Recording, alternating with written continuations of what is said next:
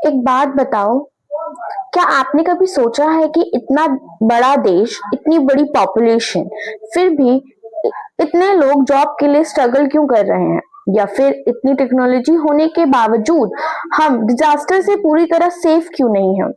और सबसे इम्पोर्टेंट, क्या आज भी हर इंसान को टाइम पर जस्टिस मिल पाता है? आज के इस वीडियो में कई बोरिंग लेक्चर्स नहीं है, ये उन सच्चाई की बात है जो सीधे आपकी जिंदगी से जुड़े हैं। तो हेलो एवरीवन, आप सभी का स्वागत है चौहान विजन चैनल पे। तो हम स्टार्ट करते हैं हमारा फर्स्ट टॉपिक। तो फर्स्ट है रोजगार और राष्ट्रीय प्राथमिकता बनाना।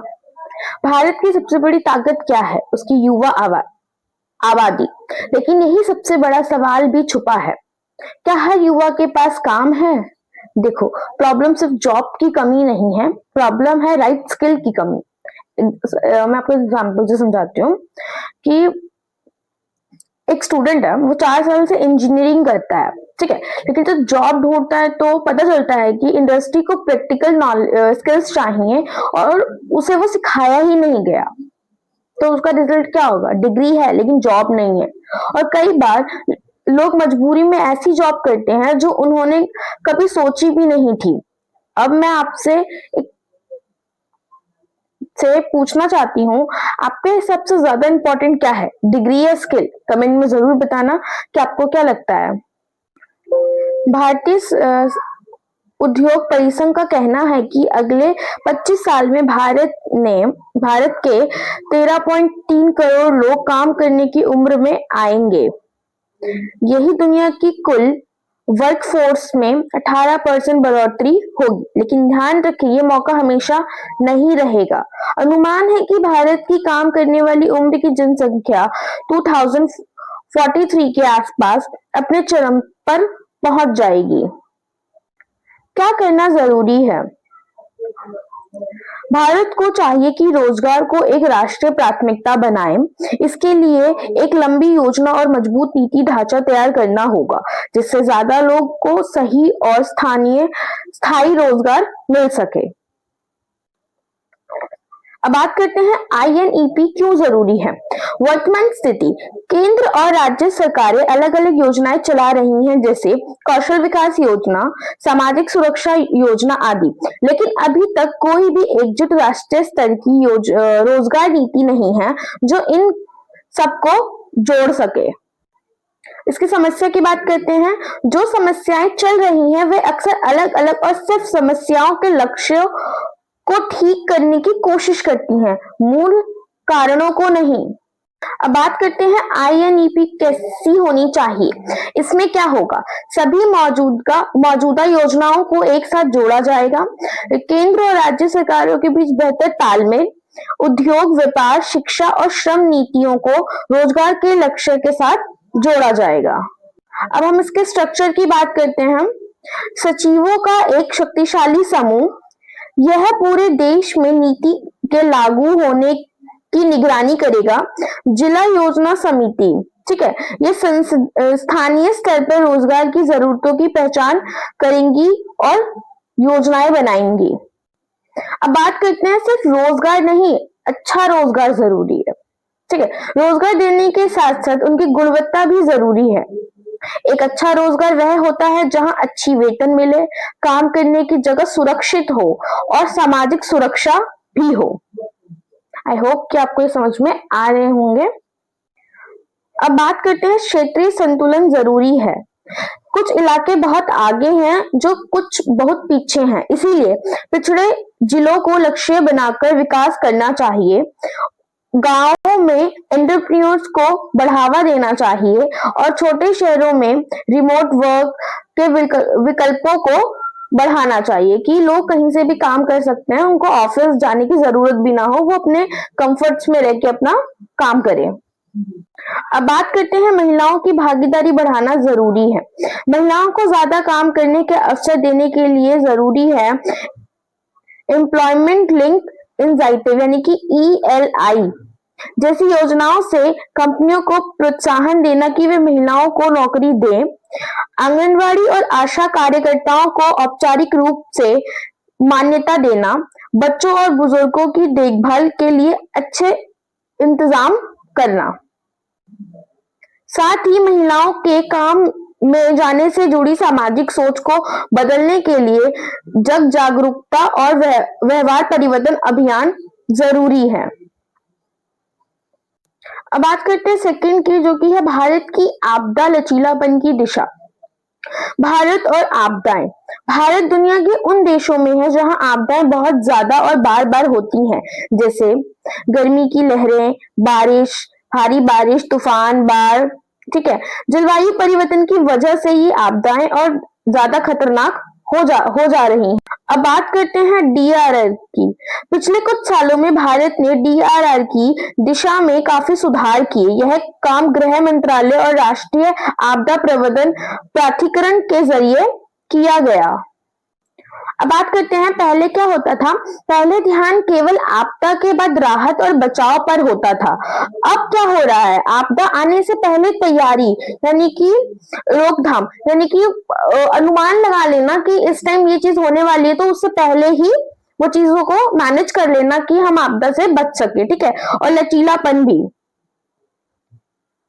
अब बात करते हैं 15वें वित्त आयोग की बड़ी भूमिका 2021 से 2026 तक। इन आयोग ने भारत के आपदा प्रबंधन में एक नया मोड़ ला दिया। आयोग ने 2.28 लाख करोड़ की राशि 5 साल के लिए दी। अब पैसे सिर्फ राहत कार्यों के लिए नहीं, बल्कि पूरा आपदा चक्र संभालने के लिए दिया जा रहा है। अब बात करते हैं आपदा प्रबंधन के लिए फंड का बंटवारा। 30% पैसा खर्च किया जा रहा है आपदा से पहले की तैयारी और जोखिम को कम करने के लिए। 10% क्षमताएं बढ़ाने के लिए, ठीक, 20% जोखिम को घटाने वाले उपायों पर, जैसे मजबूत इमारतें, बाढ़ रोकने की व्यवस्था, और जो 70% पैसा आपदा के बाद राहत कार्य जैसे खाना, दवा, बचाव और जैसे घर, स्कूल, सड़क बनाना पर खर्च किया जाएगा। मुख्य बात, अब सरकार सिर्फ आपदा के बाद मदद नहीं करती, बल्कि पहले से तैयारी और रोकथाम पे भी निवेश कर रही है ताकि नुकसान ही ना हो। अब बात करते हैं प्राकृतिक आधारित समाधान। भारत अब जलवायु आपदाओं से निपटने के लिए प्रगति के सहारे हल ढूंढ रहा है, जैसे पेड़ लगाना, मैंग्रोव बचाना, पानी रोकने वाली जमीन बनाना। लगभग 10,000 करोड़ की योजनाएं राज्यों में चल रही हैं। यह साबित करता है कि भारत प्राकृतिक तरीके से खतरे हटाने पर भरोसा कर रहा है। अब बात करते हैं शुरुआती चेतावनी। भारत की अर्ली वार्निंग सिस्टम, जैसे मौसम अलर्ट, अब पहले से बहुत बेहतर हो गए हैं। इससे आपदाओं में मौतें काफी कम हो रही हैं। बात करते हैं कॉमन अलर्टिंग प्रोटोकॉल यानी कि CAP से अब एक ही समय पर कई माध्यमों जैसे SMS, TV, रेडियो से चेतावनी भेजी जाती है, जिससे सभी तक जल्दी और सही जानकारी पहुंचती है। मैं आपको एक एग्जाम्पल से समझाती हूँ। मान लीजिए समुद्र के पास रहने वाले लोगों को पहले ही वार्निंग मिल जाती है और वो सेफ जगह शिफ्ट हो जाते हैं, लेकिन यह एक जरूरी बात है। क्या सिर्फ अलर्ट मिलना काफी है, या हमें खुद भी प्रिपेयर रहना चाहिए, क्योंकि सच में अवेयरनेस की सबसे बड़ी सेफ्टी है। ओके, अब बात करते हैं भारत का अंतर्राष्ट्रीय नेतृत्व और सहयोग। भारत ने CBRI बनाया। यह एक वैश्विक मंच है जहां देश के आपदाओं से बचाव के तरीकों को मिलकर काम करते हैं।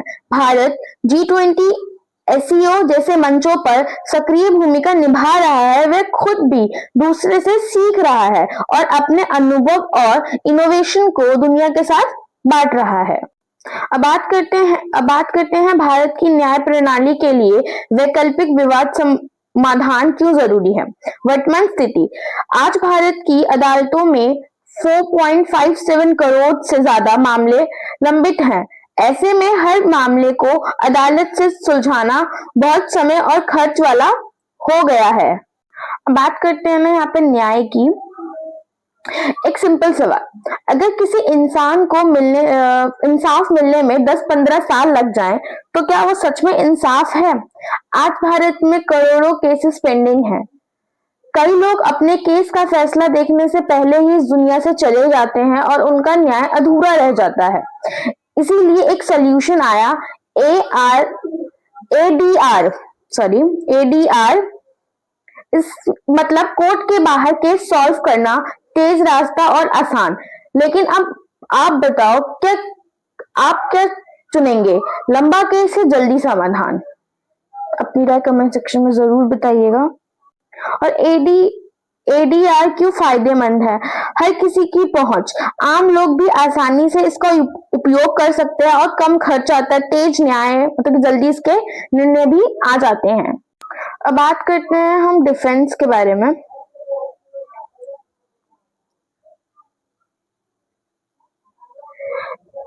भारत अब डिफेंस में तेजी से आगे बढ़ रहा है। आईएनएस में एक ऐसा वॉरशिप है जो पानी के अंदर छिपे दुश्मनों को भी ढूंढ सकता है। जैसे पुलिस चोर को ढूंढती है, वैसे ही शिप सबमरीन्स को ट्रैक करता है। और सबसे अच्छी बात है, ये भारत में ही बना है। मतलब हम धीरे धीरे सेल्फ डिपेंडेंट बन रहे हैं। आप क्या सोचते हो, क्या भारत डिफेंस में और स्ट्रांग हो रहा है? अब बात करते हैं हम कोरल रीफ की। अब एक ऐसा टॉपिक जो थोड़ा फ्यूचर जैसा लगता है, कोरल रीफ, जो समुद्र की लाइफ का बेस है, जो क्लाइमेट चेंज की वजह से खत्म हो रहे हैं। लेकिन साइंस ने एक ऐसा तरीका निकाला है जो कोरल को फ्रीज करके फ्यूचर में रिवाइव करना। मैं एग्जांपल से बताती हूँ। जैसे हम सीड्स को स्टोर करते हैं फ्यूचर के लिए, वैसे ही कोरल को स्टोर किया जा रहा है। ये सुनने में स्ट्रेंज लगता है, लेकिन ये रियलिटी है। अब एक ऑनेस्ट सवाल, क्या टेक्नोलॉजी नेचर को बचा सकती है या बहुत देर कर चुकी है? क्यों जरूरी है, हम इस पे बात करते हैं। कोरल रीफ समुद्री जीवन के लिए बहुत जरूरी होते हैं, लेकिन जलवायु परिवर्तन की वजह से वो मर रहे हैं। ये तकनीक उन्हें भविष्य से में बचाने और फिर से उगाने में मदद करेगी। कुछ संस्थाएं हैं जो इनके साथ जुड़ी हुई हैं। तो हमारा जो टॉपिक होता है वो यहीं पे एंड होता है। आई होप कि आपको जितना मैंने समझाया आपको समझ में आ गया होगा। ऐसी वीडियो के लिए हमारे चैनल को सब्सक्राइब करें, लाइक शेयर करना मत भूलिएगा। मिलते हैं नेक्स्ट वीडियो में। Thank you for watching.